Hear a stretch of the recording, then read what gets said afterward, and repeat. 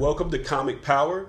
I am your host, Comic Killer 72. Welcome to the segment called Top List. It was formerly called Top Tuesday, but I couldn't commit to doing Tuesday. Plus, I'm not sure if I'm going to do a top 5 or a top 10 or a top 20 going forward. So I'll just call it Top List with no particular day or number and post them randomly, most likely Thursday or Friday. Today, the topic is going to be the top 10 castings in comic book movies.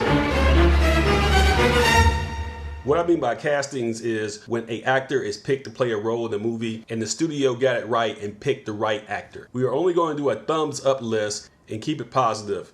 How about a more manly thumbs up? More manly. Yes. All right, let's get started. Number 10. Benedict Cumberbatch as Doctor Strange. He hails from London, England, so score 1 for the UK. And yes, Marvel is going to dominate this list, so get used to it. It was rumored that Joaquin Phoenix was the first choice for this, but I'm glad they went with Benedict. Can you imagine anyone else playing Stephen Strange now other than Benedict? I don't think so. Number 9. Chris Pratt as Peter Quill, aka Star-Lord. He hails from the Hollywood Hills of California, so score 1 for America. USA! USA! Check out this factoid.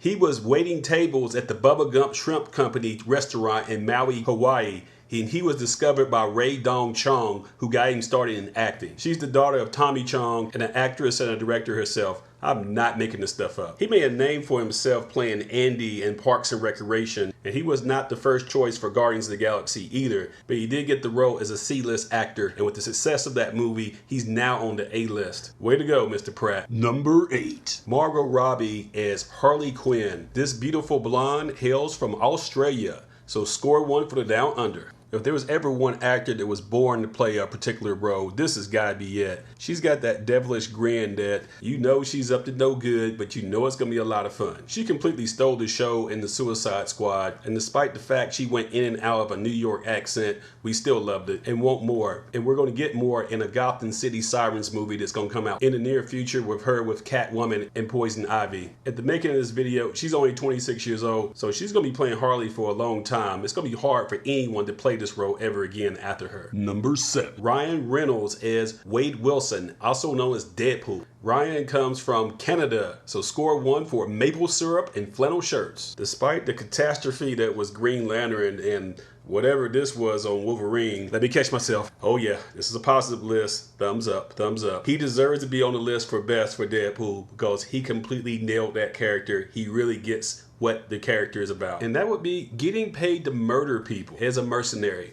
They turned Deadpool 1 into a love story, but it was still true to who Deadpool was. A fourth wall breaking, profane, recklessly irresponsible, funny as hell mercenary that you can't resist. And Deadpool Part 2 is going to star Cable. That's going to be completely nuts. Yes, please. Number 6. Chris Evans as Steve Rogers, aka Captain America. Chris Evans is an American, so score 2 for USA. Seriously, if you have a character called Captain America and he's not American, that would be a problem. Chris has been nothing but awesome as Cap. He's got the physicality as well as the acting chops to hold it down. I don't know what else to say, but hey, this guy's fantastic. I'd love to see him play this character the rest of his life. He's that good at it. Number 5. Patrick Stewart as Professor Charles Xavier. Patrick is from England, so score 2 for the UK. Like Margot Robbie with Harley Quinn, Professor X is just a role he was born to play. Fox owns the movie rights to the X-Men, and they got it right when they started their franchise in 2000 by casting him. Look at this actual comic panel from 1963. Patrick looks just like how the character was drawn in the comic panels. And for Professor X, you needed a balding, middle-aged white man leading a team in a science fiction epic, which of course he was doing in Star Trek, which basically was his audition for the role of Professor X. Long live Patrick Stewart. Number 4. Tom Hiddleston as Loki, the god of mischief. Tom is from England, so score 3 for the UK. Is the meddlesome, conniving, backstabbing, two-timing, mischievous, and untrustworthy. Entitled antagonist. He's the one to make the Thor movies more watchable. They should be called Thor and Loki. He's just that villain that you love to hate. Tom even did a Comic-Con promotion in character as Loki. Now, how cool is that? Tom will be back for the third Thor, Ragnarok, and I am so ready to see that. Number 3.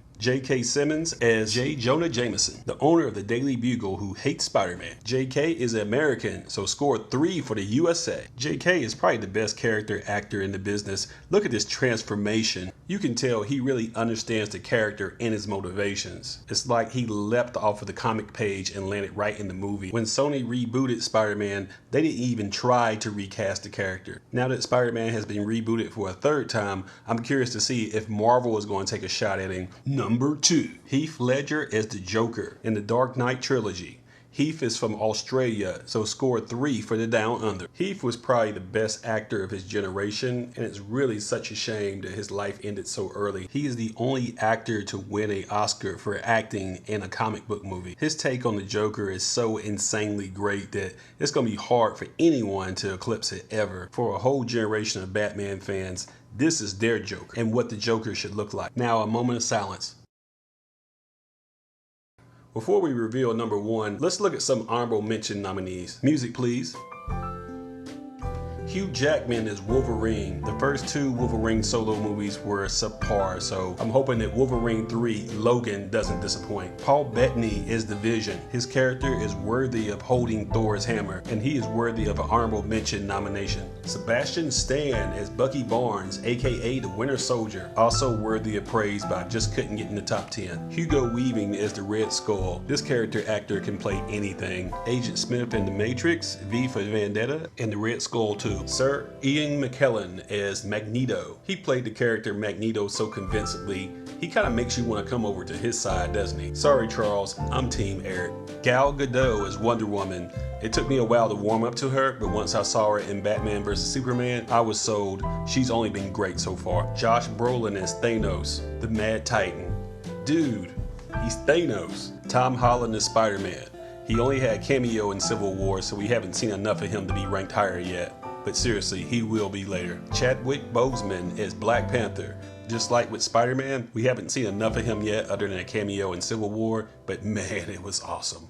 Okay, now let's get to number 1. Of course, it's going to be a Marvel movie, you guessed it. Number 1. Robert Downey Jr. is Tony Stark, aka Iron Man. Is there any real surprise here? And by the way, Robert is an American, so score 4 for USA. With the release of Iron Man number 1 in 2008, that was the start of the Marvel Cinematic Universe as we know it now, and he is the bedrock and the pillar of it. The character Tony Stark was loosely based on Howard Hughes, the eccentric billionaire. Tony Stark looks a lot like Howard, and Robert looks a lot like Tony. Iron Man Part 2 and 3 both had their issues, but Robert is Teflon. It's like we don't care. We just like seeing him as Iron Man. But on the real, can they give us the real Mandarin for a change? Regardless of whatever they do, I'll be there first in line with a ticket for Iron Man 4 no matter what it is. Okay, that concludes my list of the top 10 castings in comic book movies. So, what do you think? And who you think is missing? Please post your own top 10 down in the comment section below. Be sure to follow my blog at comicpower.net. On social media, follow me at facebook.com/comicpower.net and comicpower-universe.tumblr.com. And don't forget twitter.com/comicpowersub. I also sell comics on eBay at this link. This is Comic Killer 72 for Comic Power saying bye-bye.